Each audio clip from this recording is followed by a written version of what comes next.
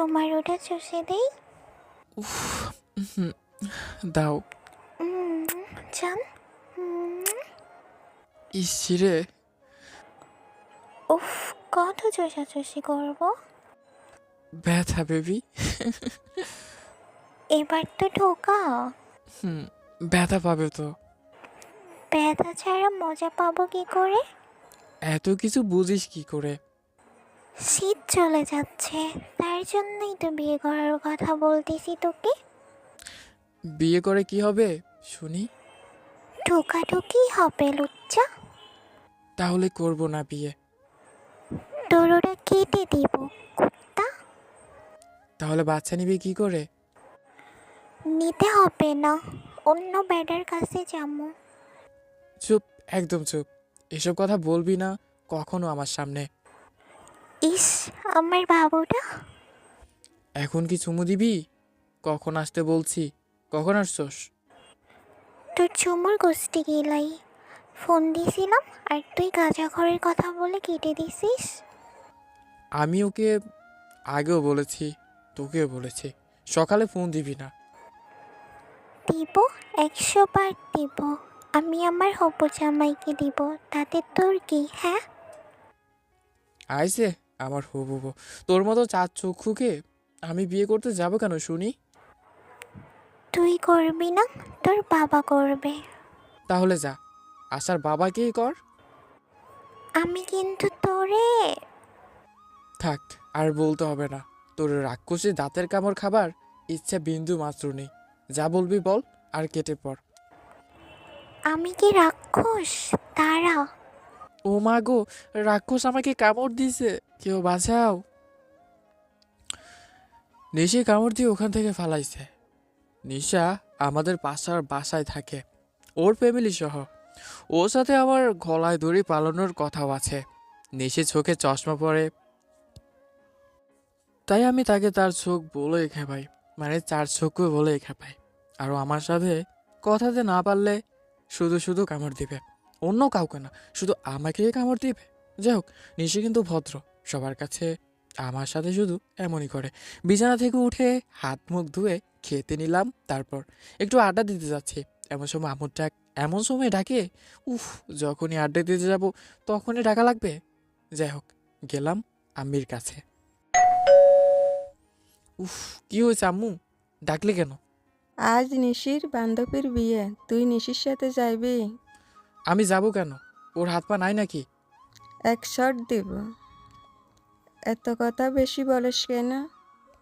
নিশিকে তুই নিয়ে যাবি আর তুই নিয়ে আসবি।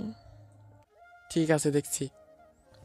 এখন যা, সময় মতো নিয়ে আসবি, আর কোনো ঝামেলা করবি না। আমুর কাছ থেকে চলে আসলাম, দুপুর পর্যন্ত আটা দিয়ে বাসা চলে আসলাম। বাসায় এসে গোসল করে খেয়ে কোন শাটা পরবো ভাবছি, এমন সময় নিশির হাজির। শার্ট পাততে, ওই নীল পাঞ্জাবিটা পর। আমরা দুজনে ম্যাচিং করব। কিরে চার চক্ষু, তোকে কিন্তু হেব্বি লাগছে। বাট তুই বলছিস আহ, যখন ওকে নীল পাঞ্জাবিটাই পরছি। সমস্যা নেই।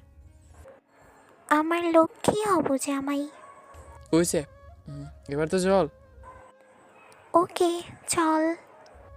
দুজনে বেরিয়ে পড়লাম নিশির বান্ধবীর বাসায় পৌঁছে।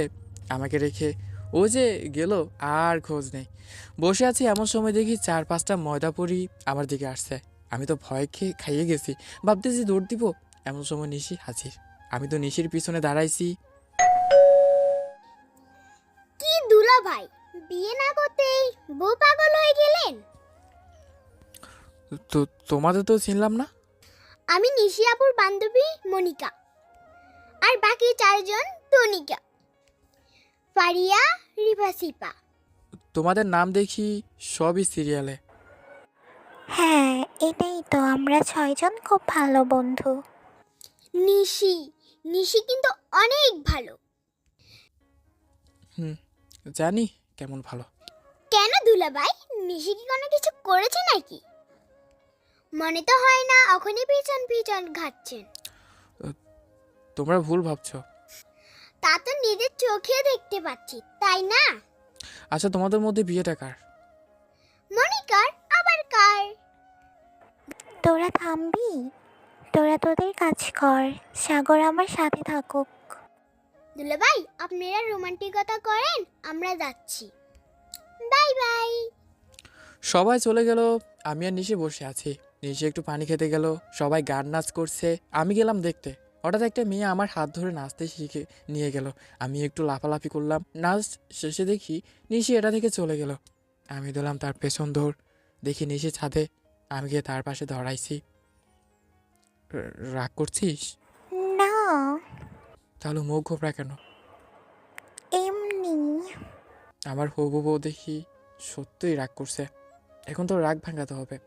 এই বলে তার কাছে যাচ্ছি, এমন সময় নিশি আমাকে ধাক্কা দিল। তুই আমার কাছে আসবি না। আমার 4 চোখ, আমি দেখতে ভালো না। আমি কালই বাবাকে বলে বিয়ে ভেঙে দিব। কি বলছিস এসব? যা বলেছি তাই। সুন্দরী মেয়ে দেখলেই সাথে নাচতে মন চায় না? নিশি, তুই ভুল ভাবছিস।